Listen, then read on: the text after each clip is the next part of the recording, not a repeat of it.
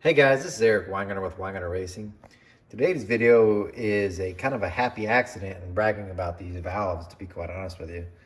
So let me tell you a scenario, what happened. Maybe I'll get something out of this. This head here is my Brodix Dragon Slayer 248 standard. Now this is not something you can buy from Brodix. It's only through me. It's because I port this head. So as I get it, I have Brodix do a few different things that kind of helps me with my porting, and the head ends up really, really good. I've ported a bunch of these. This will make, of the Brodix Dragon Slayers so far, this makes number 58 that I've ported. That's 58 pairs. All of them have been a little different, but some are mostly, so they're all a little different, but there's several that are alike. So in other words, I ported so many that I know what it should and should not do. So yeah, it's got my logo on it. It looks wicked cool too. But anyway, let me tell you about this head. This one, it's standard valve spacing. It's got two 125 intake valve and a 1575 exhaust valve. The push rod slots are moved over, and because of that, you can see here, it's big. So this pinch on this one, this one is supposed to be 248 cc's, but this one ended up a little bit larger because I wanted to do something to help it make more RPM, so this one altered a little bit. There's no wing in the floor, but this one ends up about 253 cc's from the measurements. So the one thing that really altered, the bowl, throat, all the short side, that part remained the same. The only thing I really did was open up this push rod slot just a little bit. It ends up with a minimum cross section of 2.86, which is relatively large, kind of, on a small block Chevy, 434, 421, turning some RPM. This is king. This is good. It's still a 1206 entry too, so I don't have to have some weird intake. Great, but I ported, this isn't the first time I've necessarily tried this bigger cross-sectional area. I've done it on different ones, but it had different valve sizes and that sort of thing. But the point of this video would be in the happy accident is this. So this head does require a different valve. And what I mean by that is it takes a 125 intake valve, but that's not the weird one. The weird one's the exhaust, this being the exhaust. The exhaust, it has to be cut down to a 1575 because there's only so much room in a standard valve spacing. If you did a 16, they're too close, and people do it, but I don't agree with it. They're too close in between, and then if the guides get worn out or anything at all, really, they'll clip. So if your guide clearances aren't tight as well, they would hit. So what we do to make up for that is we cut down the exhaust valve and we make this 1.575. So there's this plenty of room and everything's cool and good to go. It's the same spacing that would be if you did a 210 by 1600. So that's what I do. However, the reason why that's kind of different is because no one sells a shelf 1.575 exhaust valve.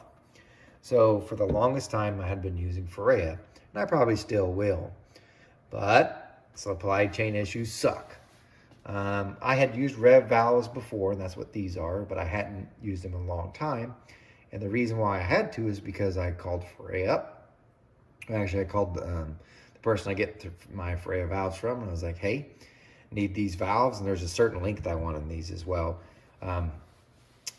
It's not as common. This is a 5010 long. 5060 is more common. But I wanted that length, the 5010, because one, I get all my perfect installed heights and the valve weighs less. So anyway, I call them up. I'm like, hey, I need some valves. And they didn't have the intake valve. And I was like, that's not a big deal. This is 11/32 stem. I can find a 125 510. Of course, I can't find this. And they're like, okay, we can cut down a 16, and that's typically what they've been doing. They'll take a 16 and they'll machine the head down.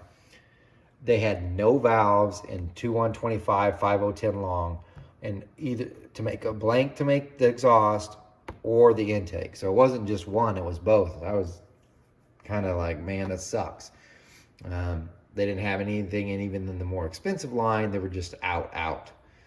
So I gave Rev a call. Now, way back when I first started, I had set up an account with them, and I'd used them a few times, but I didn't use them as much, mainly because the first ones I ever got, and I'm sure they've changed since then because these look world of difference better. They were out around. their quality wasn't as good, so I kind of left them. That's been easily more than 10 years ago, so quite a while. So anyway, called them up, said, hey, do you have any? Like, yeah, we do. And I was like, sweet, that's great. I need them. Also, can you cut down this valve? They're like, yes. They got the valves out, and that's the other thing. Usually when Farea cuts them down, it's about a 2 to 3 week wait. However, here lately, it's been almost a month. They had this in stock. This one, they just had a machine down. I had them in like 2 weeks tops. So I was like, wow, that's a little bit less time than Farea, and they had them in stock. But I was still like, I hope this is good. I haven't used them in forever. Well, they don't come with this back cut you see on it. I always add my own back cuts because this is a 50-degree intake valve job, and that's 50-degree on exhaust. So I reface them because they always come with a 45, which is fine. I could have had them tell them to do 50, but no need. I can just do it myself. Well, I went ahead and did my normal 50-degree deal, and then I went to do my back cut and was able to get that thick of a back cut on it, which was terrific. I couldn't get that on Farea unless I take more of the margin away to get that. So in other words, you grind more of the 50, it makes the 50 wider so that you can make a wider back cut. This, I didn't have to do that. It's perfect. So I was like, oh, that's cool. I wonder how it actually flows. And it's also relatively light because there's more of a dish in the center. Well, I flowed it, and this is what I mean by happy accident. Same with the exhaust. They cut it down, the radius of the edge. I got to show you the numbers because they're better than what they usually are. So people have often asked which valves flow the most. Really, it depends on the back cuts and stuff. But this has got to be my new favorite because I've done enough of these. I've told you, I have many of these heads. And usually they're either Brodix or Farea valves. Comp Plus 6000 series from Farea or Brodix regular ones.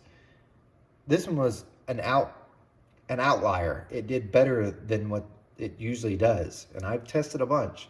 So let me show you the numbers so you see what I mean. Here are the numbers. Now this first one's from my Sains bench, which is that one. I floated also on my Superflow bench as well. So you'll see both numbers. So the numbers I care most about are 4, 6, and peak. The 4 number is 257. Here's what I mean. Typically with Farea valve, I'm usually like 255, 253, somewhere in that range. That's up about 4 CFM. This one's also gained. Usually it's like 292. Now we're about 3 CFM better. Usually this is like 321. That's about 2 CFM better. And that's about normal. The peak is about the same as well. Sorry about that. I had a phone call I had to answer. Anyway, so the rest of the numbers are about the same, with the exception of the peak is about maybe 1 CFM better. So really what I'm trying to say is from 4, 5, and 6, this area you can really tell, and from what I'm seeing, those numbers are better with these rev valve. The rest are kind of normal with the exception of that. The 200 number is actually kind of lower. So, and you're like, why don't you have a comparison one? Because one, I'm in a hurry. So, but I know enough of this to tell you that. The exhaust flow, it's close, but I would say typically it's maybe this one's is maybe just a tick better at 400, but not by much. The exhaust really is about the same. Like I said, the 400 number is a little bit better with this rev valve. The peak isn't, and I'm going to tell you why. The Farea valve, I usually use the Tulip, and Tulip actually does flow a little bit better. So there's that. But let's look at the Superflow numbers because they were really good there too. Because sometimes, you know, the reason why I flow on both is because sometimes the case there's not like, wow, that's super good, and then you come over here and it wasn't as good. Maybe something was going on. You got to recheck it and you realize you made a mistake. But anyway, going over to the Superflow, 400, 264. That's I looked at all of my Dragon Slayers to see if anyone ever hit that number. There's only been 2 that's hit it, and they've both been a bigger version of the Dragon Slayer. So 264 is great, fantastic at 4. 304, 329, that's one of the highest. And then it does about the same. It's a little bit better at peaks, like I said, about 2 CFM better. But really through 4, 5, and 6, it's definitely stronger than using the Farea valve. The exhaust, like I said, about the same, really close to the same, except for, again, the Farea Tulip valve usually does better in the higher lift, and it does better on that by a few CFM. But on the intake side, definitely the rev from here, and here. And I know you're like, why didn't you show a comparison? Again, I didn't have time to print it. But I'm telling you, I've done enough. And I looked through all of them just to see when I just saw this. There's only been like 2 that have beat this. One went 270, the other one went 268. But those were my bigger version. One was the 255X, which is a move valve spacing. The other one was a 255 standard, which is a much bigger intake valve itself.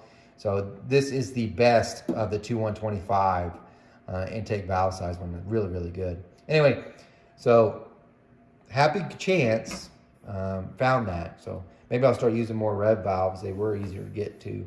In case you're wondering, well, what about cost? They're about the same.